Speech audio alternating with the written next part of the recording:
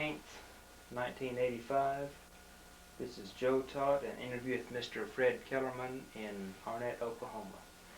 Mr. Kellerman, Yeah, where were you born?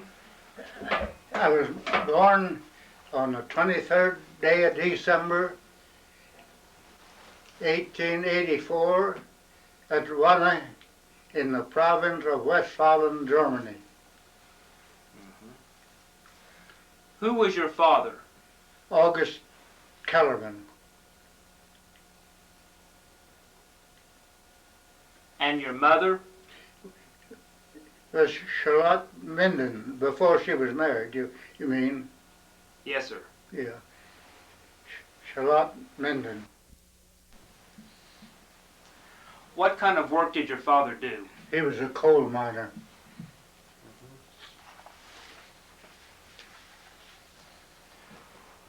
How large was the town you lived in Germany? Well, we lived, it was just a small town, and we lived out in the suburbs.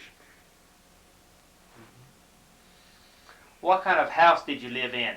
Well, it is 4 departments. 4 families lived in the room. We had 3 rooms, and each neighbor in that house had 3 rooms. How many in your family? Altogether, Yes, sir. there's let's see. Golly, you know, there was nine of us when we came to the United States. And after my mother died, my father married again, and they had 3 kids. Mm-hmm. Okay. What made your family decide to come to the United States? My mother had a brother here, and he, in their correspondence, he bragged about the conditions here in the United States. I could make money so much easier, and of course he lived on the farm, and my mother's family, they were all Social Democrats, and they had been opposing the military service in Germany, and she didn't want her 2 boys serve in the Kaiser's army. So that was another item that urged her and the folks to come to the United States. Mm-hmm. When did your uncle come to the United States? Oh, he'd been here 5 or 6 years before we come. 4 or 5 anyway, something like that. Tell me about what the things you packed to bring to this country. What items did you bring with you from Germany to this country? What items? Yeah. Just our clothing, you might say. That's all we ever, just what we could wear, our clothes. What arrangements did you have to make to leave Well, Germany? My uncle had a brother-in-law with the name of Dries. Him and his brother furnished the money for us to come on, and my father worked for August Dries, one of the Drieses, and paid that loan off through work. And where did you leave Germany? What day we left Germany? Yes, what day and where from? We left Wanne. We come from the Bremer Harbor, and it is I don't know the exact date, but it's the latter part of May of 1893. Do you remember what ship you were on? Yeah, H. Meyer, a Lloyd vessel. A British ship? Huh? Was it British from England? It is a German outfit that we had the contract, issued the tickets, but it is a we called it the Norddeutscher Lloyd Company. It is a large, pretty large vessel. How many people were on the ship? How many people? Yes, sir. Oh gosh, I don't know. The ship was close to 300 feet long, and we lived, of course, had the cheapest rate there was. We were people, the lower class was just freight.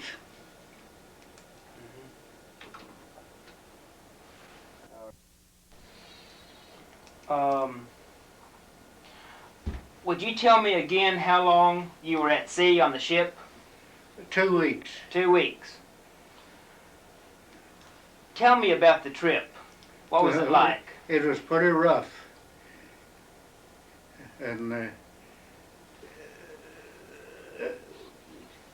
when they got to mid-Atlantic, you know, big waves, one end of the ship go up, and my brother and I, as quick as we eat our gruel for breakfast, we'd get up on deck if possible to get away from that. There was I don't know how many people was living in that one room where we lived. At one end of that room, it was about 40 feet wide, and of course it went to the point at the other end of the ship. And there must have been about 300 people living in that one room. They had had a lower bunks here, and then a bunch of bunks above us. And our family happened to get a bunch of the lower bunks. They were 3 feet wide, those bunks, and we'd have to watch anybody would get sick and throw up, so we wouldn't get thrown up on. What were your meals like on the ship? Yeah. What were the meals like on the ship?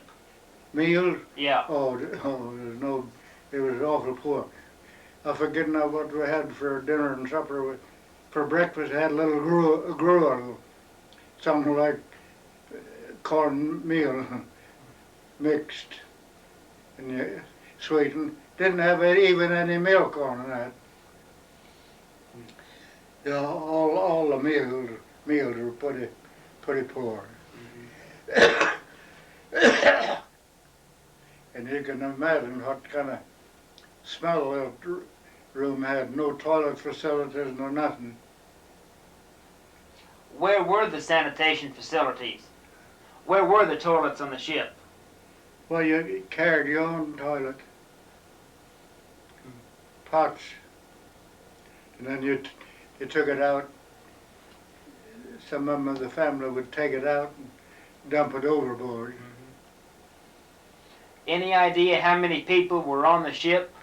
No, all together, of course, in the middle of the ship, you know, that's where the pipes, steam pipes, fire pipes going on. Of course, that was the first and second class people there. They paid a higher rent. How much did you have to pay to cross? Us, Yeah. our family, a little less than $300 the whole trip. I don't know what the trip just on the ship was, but the company that was, they furnished the whole trip for that price. The whole family? Yeah. Mm-hmm. We landed at what is known as the German immigrant house in New York. Was that on Ellis Island? I don't know whether it was or not. What is the German immigrant house? How's that? What is the German immigrant house? Well, that's where the people come to stay till they went on to their other destination. Our family stayed there, I think, either 2 or 3 days till we went on, till under the contract that the railroads took us to Dayton, Nebraska. Did you go through Ellis Island? I don't know. That I don't remember. Do you remember seeing the Statue of Liberty? Yeah. What did you think when you first saw it? What I think? Yeah. Well, you know, I was so young, I didn't think much about it. Mm-hmm. How long did you stay in New York? It is in there at the immigrant house, either 2 or 3 days. You might say just 2 days. And then where did you go? We got on the train and headed for Dayton, Nebraska. Is that where your uncle lived? Yeah. Mm-hmm. Was he a farmer in Nebraska? Yeah, he's a farmer. Okay. Did your father start farming with him? Did your father begin farming with your uncle? No, he went to work for these Dreeses that furnished the money for us to come on. Mm-hmm. One of these Dreeses was a brother-in-law of my uncle. And my father worked for the Dreeses. And you say they were farmers? Yeah. Mm-hmm. Yeah. When you first arrived in Nebraska, what chores did you do on the farm? What work did you do? What work did you do on the farm in Nebraska? Kept us on the farm. No, what work did you do?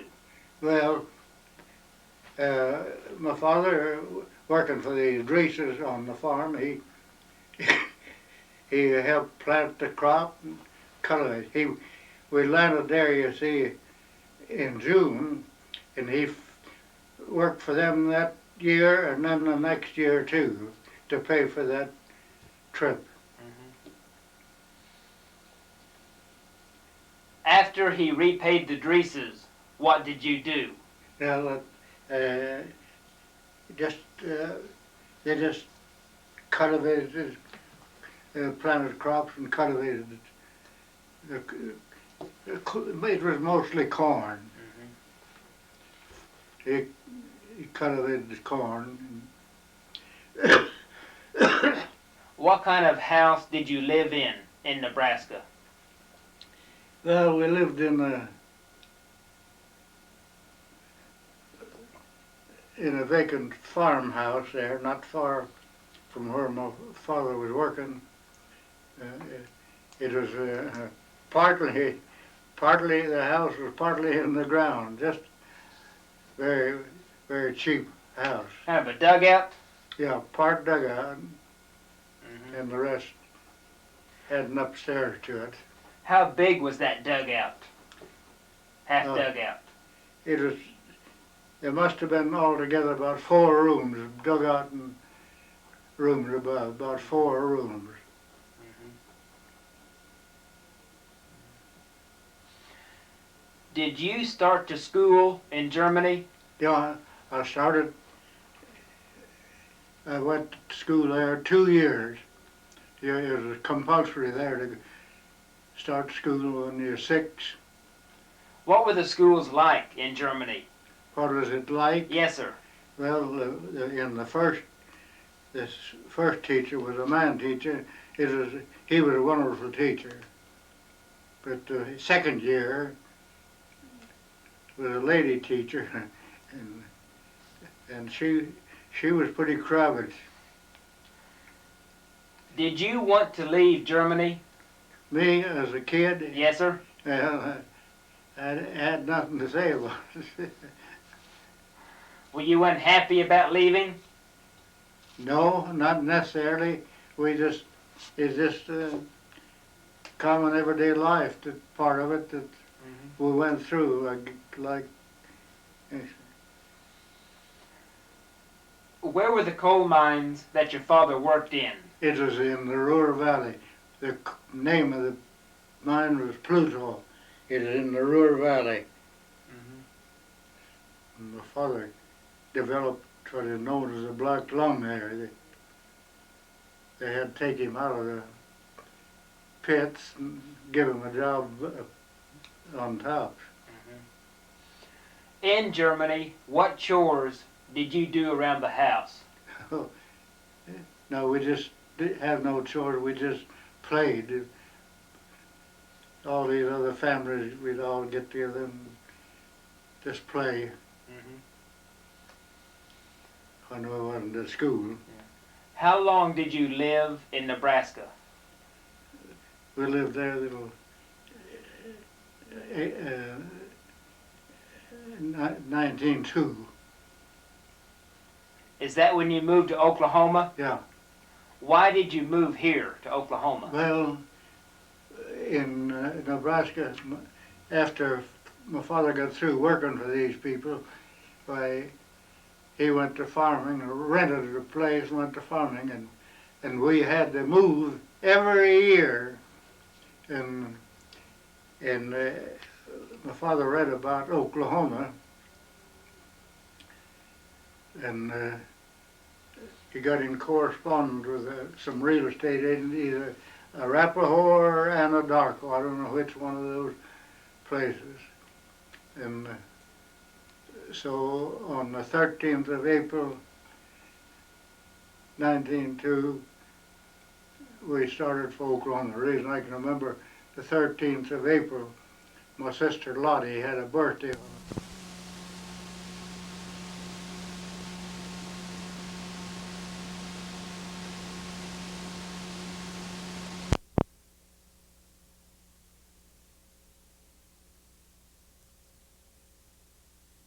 A little bunch of cattle with us, and whenever we had a chance, we'd camp close to a town, and if we found good grass for the cattle and horses.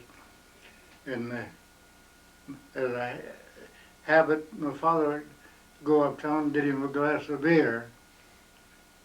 And one time we camped at Hennessy, we had good grass there and everything, and my father went uptown to get him a glass of beer, and then he noticed a fella in one corner of the saloon making cigars, and as naturally he went over and talked to him, and it happened to be a fellow named Chris Imke. He lived out west of Arnett here, and 6 miles west and a half mile north, and he got to talk to him, and Imke wanted to know where we'd headed, and my dad was wanting some land, so he thought there was 120 acres adjoining his land that hadn't been homesteaded. And the land office at that time was at Kingfisher, so the next morning this man was kind enough to go with my dad. They went to Kingfisher and was going to homestead that 120. But when he got to Kingfisher, well, that 120 already been homesteaded, but the place that he did homestead showed vacant, so he homesteaded that sight and unseen. Was it good land? It was pretty rough land. It was a half a mile west of Allman. How long did it take you to get from Nebraska to Oklahoma? Well, we was in June, from the 13th of April till the fourth part of June. How many wagons did you bring? 2. 2? Yeah. And how many were in your family at that time? There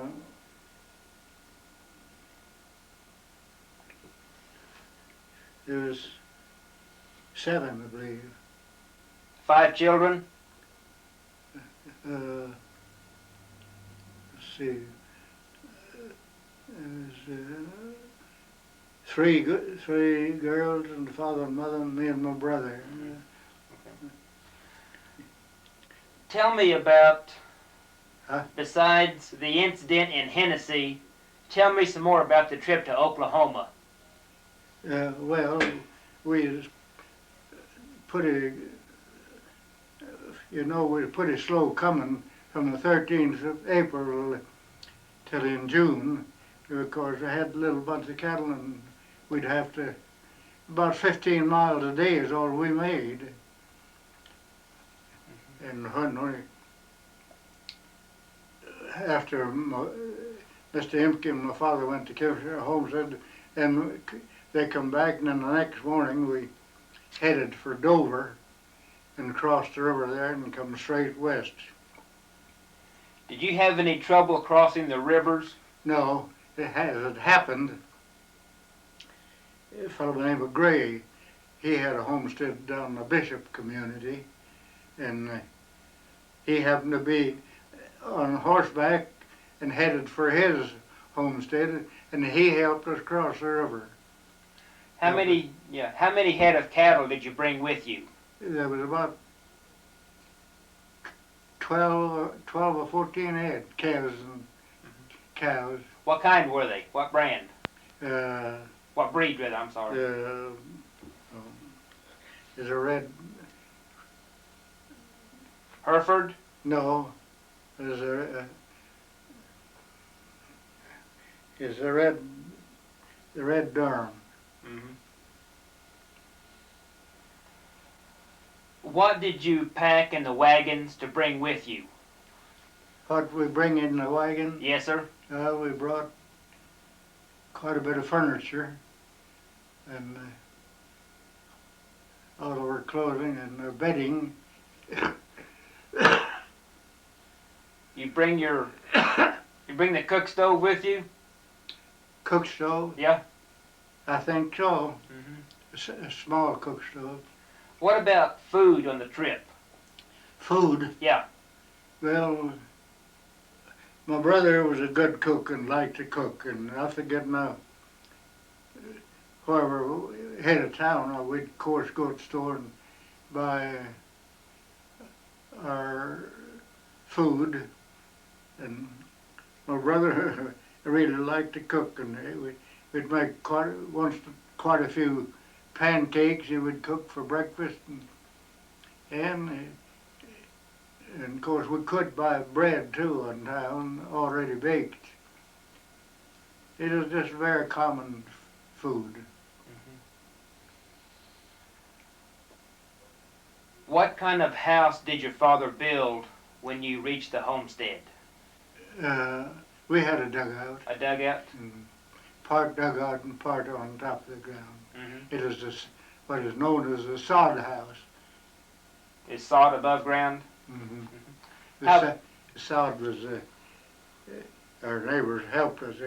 We'd plow the sod and it'd be 12 inches wide, and they'd cut them every 2 feet. You have a sod,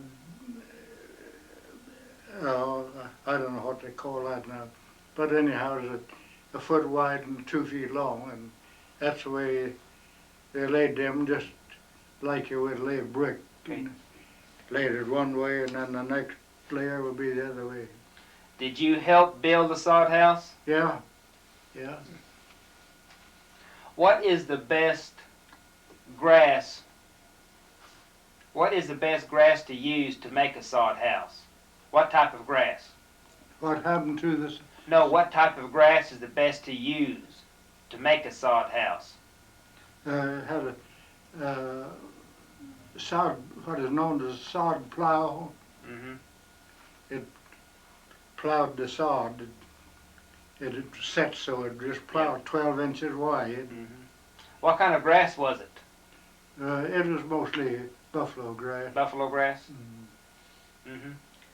How big was a sod house? It was about, as near as I can remember, it was about 16 by 24. Mm-hmm. We had three beds in there and all our cooking utensils. Mm-hmm. How did 7 of you live in that sod house? Huh? How did 7 of you live in the sod house? How did we live? Yeah. Oh, we lived kind of a normal life.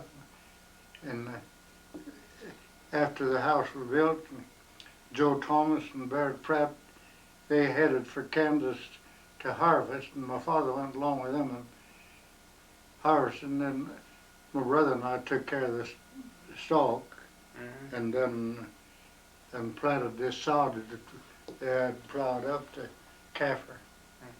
But that winter I started working out. Doing what? I worked for a farmer with the name of H.D. Brown, just doing the chores and taking care of the cattle and milking a few cows. That Orrin Brown, it was Orrin Brown's granddad.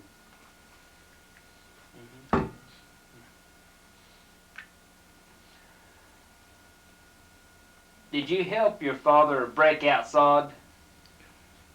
Break the sod? Yeah. Oh, yeah. How many acres could you break out in one day? Oh, I just don't remember. We altogether, what we planted, we planted what we didn't use in the house, planted the Kaffir corn, and I guess we plowed up about 40 acres. Was Kaffir corn Yeah. your main crop? Yeah. And they cut that up next fall for feed. What about your well?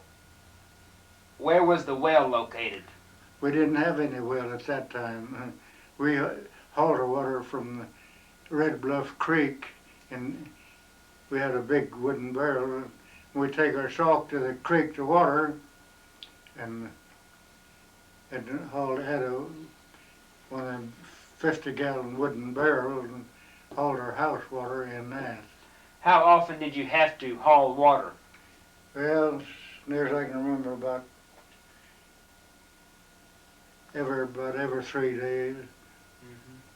How far was it to Red Bluff Creek? From the creek, just a half a mile. Did that creek flow year-round?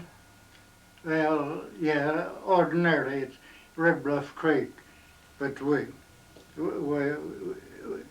got our water, my brother and I, we dug a well right not far from the stream, so we could, the creek never was very deep, so where we could get good clean water. Did you finally dig a well near the house? On the home place? Yeah. No, not for, well, it is the next year you see, I'd already gone to working out, and my brother went to working out too. He worked for a family with the name of Griff's on Little Road Creek. And so I think they had a well dug there the next year. I forget now who dug the well. Did you go to school in Nebraska? Yeah. Yeah. Did you look at that little pamphlet? Yes, sir. Could you speak English when you started the school? No, not much. And there's a joke happened to me going to school. I don't know whether you'd want to write it down or not. But the teacher started me in the first grade, first reader. She seen I was a pretty good reader, so she put me in second. But every day she had every certain grade she'd assign them a lesson to study overnight, and then it'd have the class come up in front on a bench, and every student read a paragraph of that lesson every so often. And There was lots of words I couldn't pronounce plainly in English, but I was stubborn enough to give them some sound. But when I mispronounced a word, the teacher would stop me and pronounce it for me, and I would pronounce it after her. And so this one day, she called us up in class, and 2 students already had read their part of the lesson. And when it come my turn, I went to reading. And of course, several words I'd mispronounced. She'd stop me and pronounce them. I'd pronounce them after her and go right on reading. But this one time, I'd mispronouncing a whole sentence, and she didn't quite get it, and she cupped her ear out to me and she says, "How is that?" I said, "How is that?" and went right on reading. I thought she'd pronounced the sentence for me, and I went right on reading. The whole school, the class, just roared out and laughed. And for a long time, it dawned on me what they were laughing about. How many years did you go to school? Well, from you mean the school in Germany and here both? Yes, sir. Well, I was 6 years old when I went to school in Germany. That was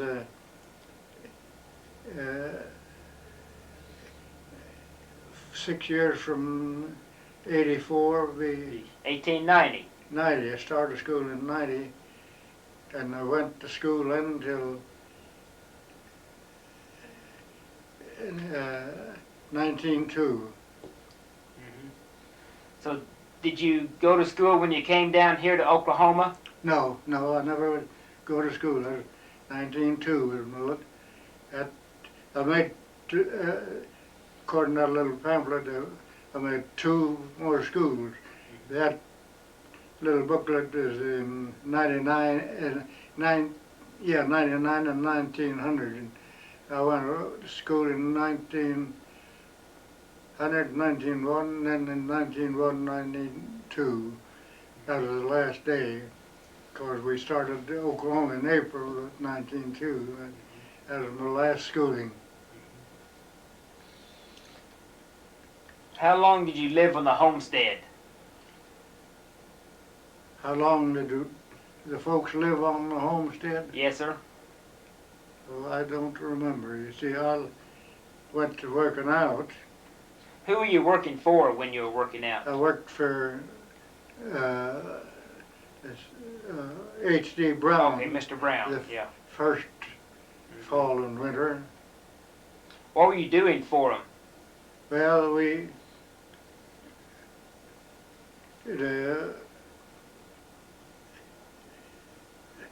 spring of 1903, we plowed up quite a lot of sod and planted that to sod.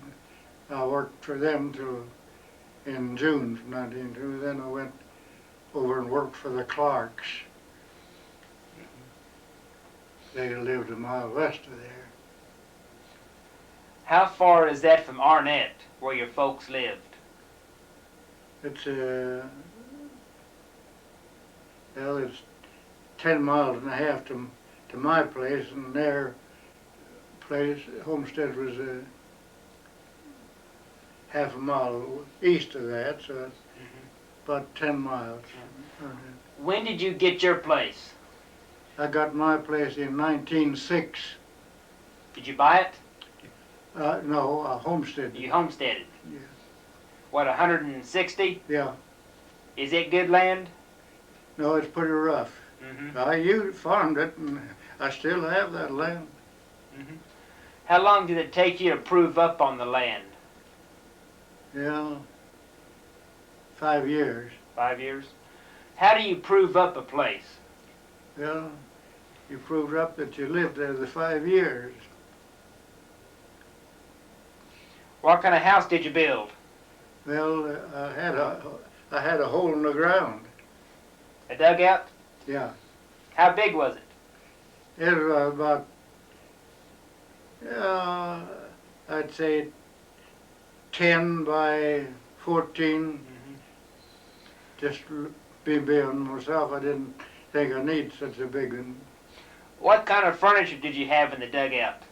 Well, I had a tin stove and a regular for cooking and heating, and a regular bed, and a small homemade table. Did that dugout leak when it rained? No, I had it covered. I had it covered with shingles. Did you have the inside walls covered? Yeah, had there was a clay a mile north of the place, by the brown place. People went and made plaster out of that, and my father came over and he plastered that for me. My father could plaster houses. Did your father still suffer from black lung at this time? Did your father still suffer from black lung? Yeah. He suffered the rest of his life with that. It finally killed him. When did he die? Well, that I can't tell you either. I don't remember. Do you remember Statehood Day? Do you remember Statehood Day when Oklahoma joined the Union? Yeah, 1907. Yeah. Tell me about that day. What did you do? Well, just I farmed, and that's all I can tell about it. I just farmed. Was there a celebration around here?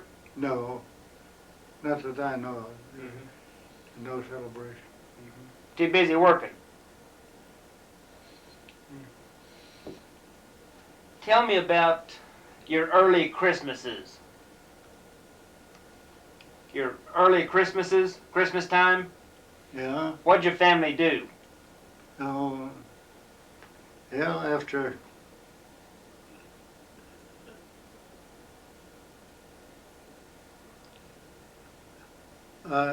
farmed all those years, we didn't have no special Christmas. The church, of course, always had a Christmas program they used the Almond School for church work and entertainment and everything else.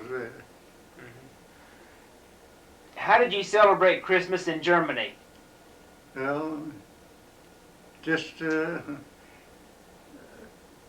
I don't know. We just not much of a special meaning for it. What was the big holiday that you celebrated? The date we celebrated, Yes, sir? we never had no date that we celebrated. You didn't. No. Do you remember World War I? Oh, yes. Tell me about that. Well, 9 people out of 10 were against that war. And of course I was opposed to it. And I was a little too old for the draft then, but there's 9 people, my golly.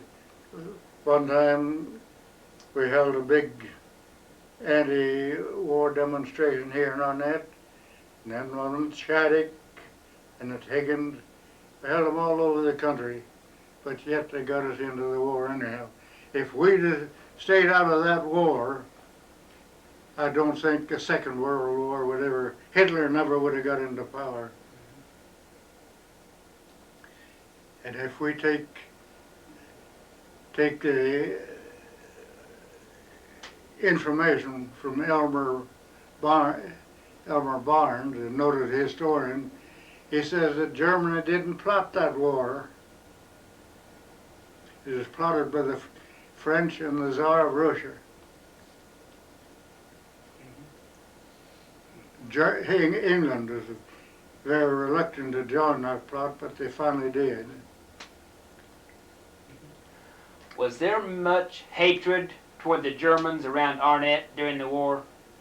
Was there quite a few around Arnett? I mean, did the people dislike the Germans around here? Well, Arnett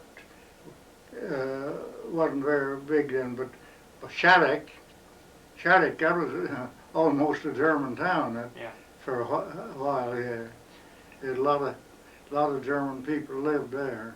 Was there much antagonism between the Germans and non-Germans No, during the war? no, there never was any antagonism.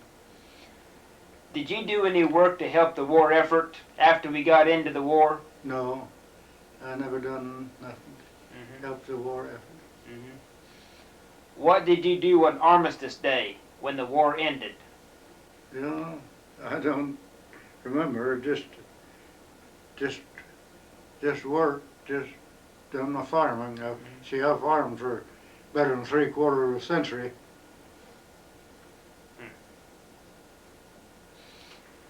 Do you remember the Depression of 1907? The Depression of 1907? Oh yeah. Tell me about that. Well, you know, the banks for a while, even you had a checking account in the bank, they wouldn't cash your check. You couldn't pay nothing but by check at that time for a while. Then finally they got opened up and When did the banks reopen? when? Yes, sir. I don't know. I don't remember. It was just so you couldn't cash your check just a few days. It wasn't like the 30s then. It wasn't like the 1930s No. when all the banks failed. Yeah. What did you do during the 1920s? I farmed. Mm-hmm. Tell me about the dust storms and Black Sunday. You know, the fall of before, it was a dry fall, and I never got my wheat sowed in. I was waiting for it to rain. It was getting late, long towards the last November, and I noticed time that wheat was in the ground, so I just sowed it in the dry dirt, and hoping that it would rain and come up right away. But you know, we never got no rain. That wheat never did sprout, and so when the latter part of April and it did start to rain, I planted all of that in spring, summer row crop. Wheat, there was hardly any wheat raised around here at that time, at that year. What year was that? And 35, I believe. Tell me about. There's dust.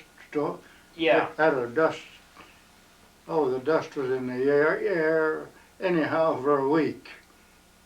What about the big one they call Black Sunday in April of '35? Yeah.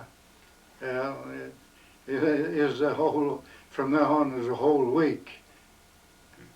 What did that dust storm look like when it was coming in? Oh, you could see the dust. It looked like red. If the sun was shining, there's like red dirt up in the air. What were you doing when that dust storm hit? Well, we just lived in kind of a normal life. We done our chores and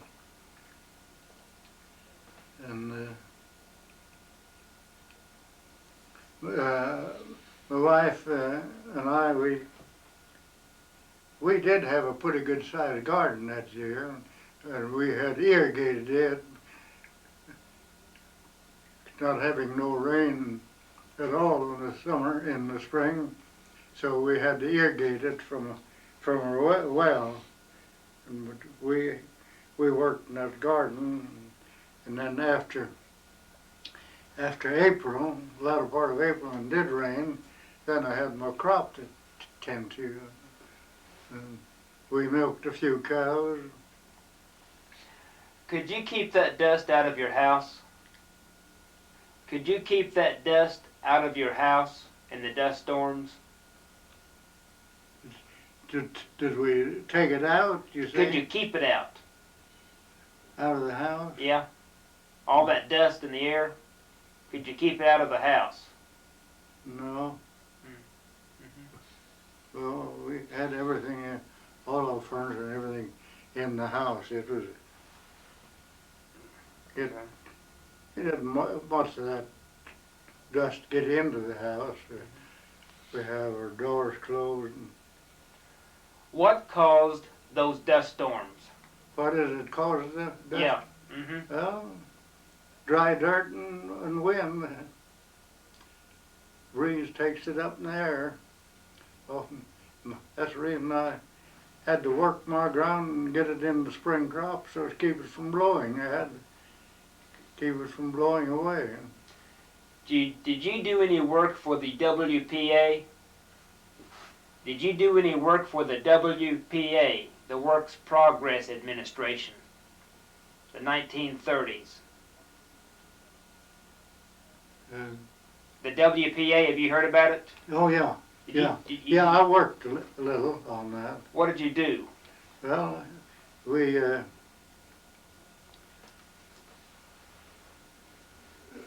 I used a team, I and a fellow by the name of Bowen. We joined together and run one of these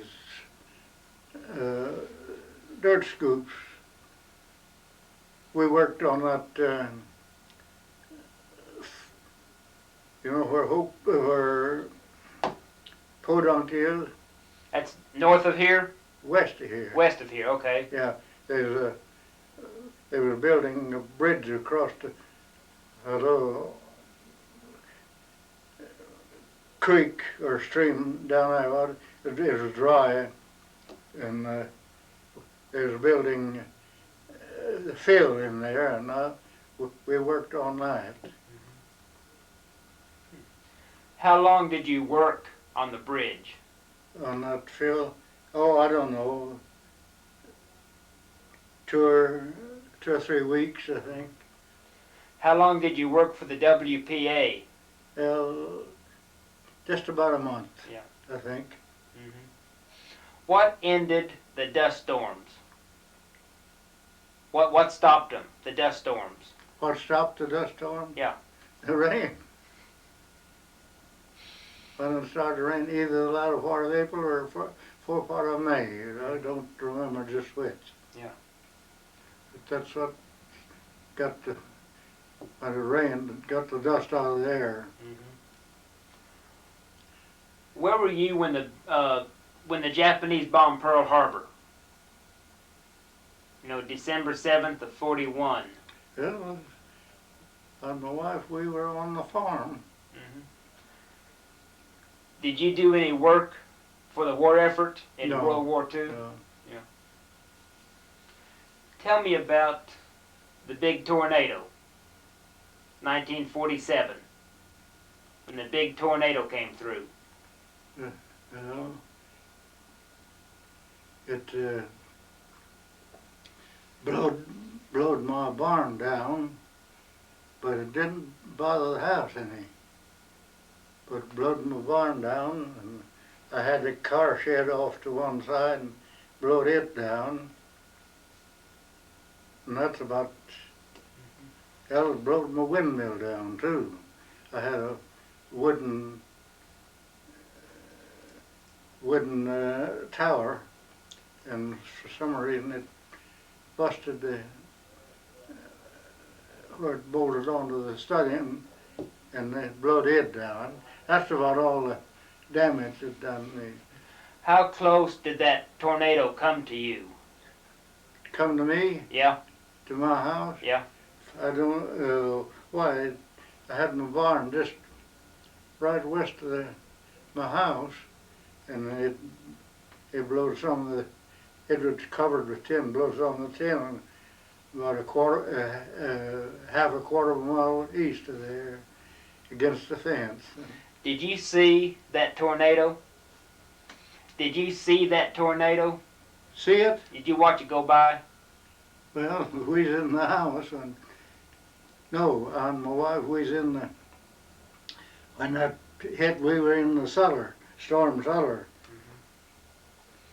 And when we seen it was over with and seen what it done, Did you have any warning that was coming? no,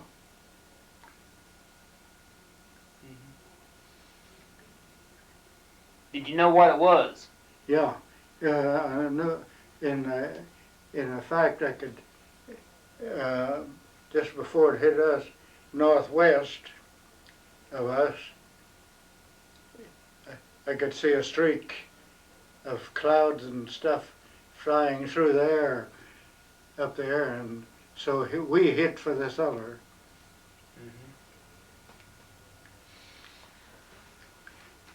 Did you have a dug well or a drilled well on your place? They're drilled. Drill well? How deep is the water table? On one of them, on one of the wells, about down the pasture, about 48 feet. But the one at the house is 113 feet. Is it good water? Oh gosh, yes, it's wonderful, clean, fresh.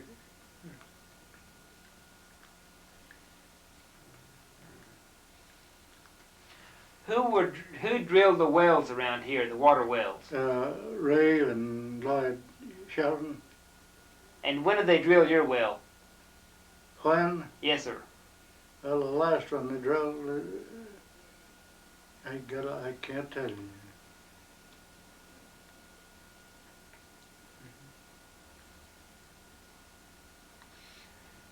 Do you have any more stories about your childhood? You know, about coming in Germany or coming over? No, no more stories. Anything else you want to talk about? Well, I guess that's just up to you. I don't know what else to talk about. Any more about the early days in Oklahoma? Well, it was pretty rough. We had to work. The first crop I raised after Homestead, I had a good crop, but the bottom fell out of the price that fall. I sold some of that broom corn for $20 a ton, some of it was 40. I couldn't make any living out of it at that price. So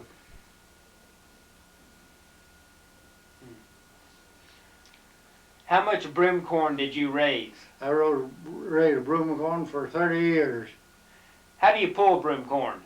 Well, you get a hold of the stalk and the broom stem and pull them apart and stack them up along the rows in the corn in the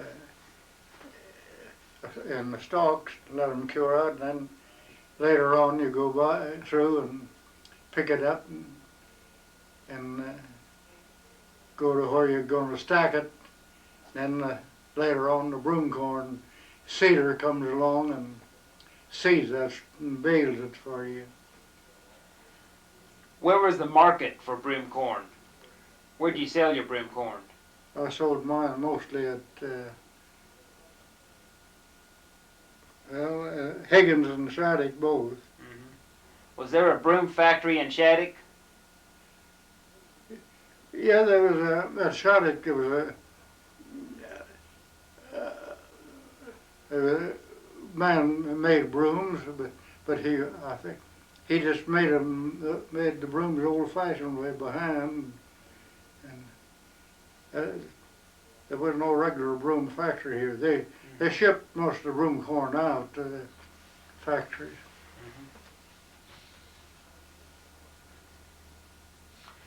Where did you meet your wife? Well, to tell you the fact, we were mail order people. You were. Tell me about that. Well, I was getting along up in years, and all the girls, just across the road, there were 7 girls they raised, and somebody else come along and picked them all up. Logan Whalen and Jim Jenkins, Harry Dean, they picked all the old girls, and I had kept company with 2 of them for a while, but we never did get to the notion of marriage. And finally I seen all the neighborhood girls was married off, so I put an ad in the paper that was edited by Oscar Amaringer at Oklahoma City. He took personal ads, and I was wanting to, and my wife, she lived in Seminole County. She read that ad and answered it, and we corresponded for about 2 years, and she finally decided to marry me. Did you ever meet her before you were married? Yeah, I went to see her about a year before we was married. And who did you say took the ad in Oklahoma City? What newspaper? The American Guardian, edited by Oscar Amaringer. Did you know him? Oh yeah, he used to lecture around here. What was he like? What kind of man was he? Oh, he was, I thought, a mighty well posted man. Mm-hmm.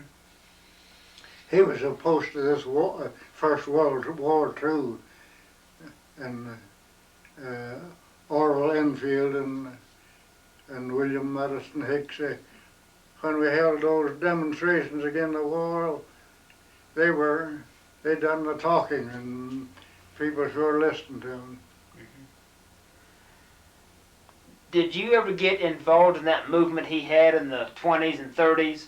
Do what? You know, Oscar Amaringer, he had that movement in the 20s and 30s. Yeah.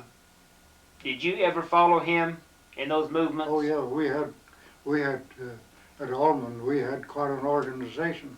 Mm-hmm. We had quite a number. It was a Socialist Party at that time. Were you in the Socialist Party then? Yeah. Mm-hmm. What were the goals he wanted to do? Well, when they make industries cooperative, like on the pattern of you know what the rural electrification system is? Yes, sir. Well, that's owned by the farmers themselves. Anybody who wants to start farming, he automatically becomes a member of the farm cooperative. There's nobody makes any profit out of that. It's not a profit organization. It's just now if that's a good thing for the farmer, wouldn't that same system be a good system for the cities and towns? And say we were the pipelines. The people ought to own those on a cooperative basis. If the miners, coal miners and lead miners, and all the miners owned those mines, and the main thing they would see about it was they'd be safe to work in. But the way they're owned by the big corporations now, their main idea is to make profit. They don't care about human life. Life has become the most cheapest thing there is, and it ought to be the most precious. That's true. They have killings and killings every day. Car wrecks, drunken driving wrecks, airplane wrecks. It's awful the amount of life we lose. Well, what else would you like to talk about? Oh, I don't know.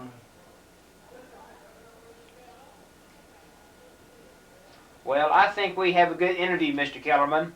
Yeah. Thank you. Yeah, and sure was glad to be of any help. Yes, sir. Thank you.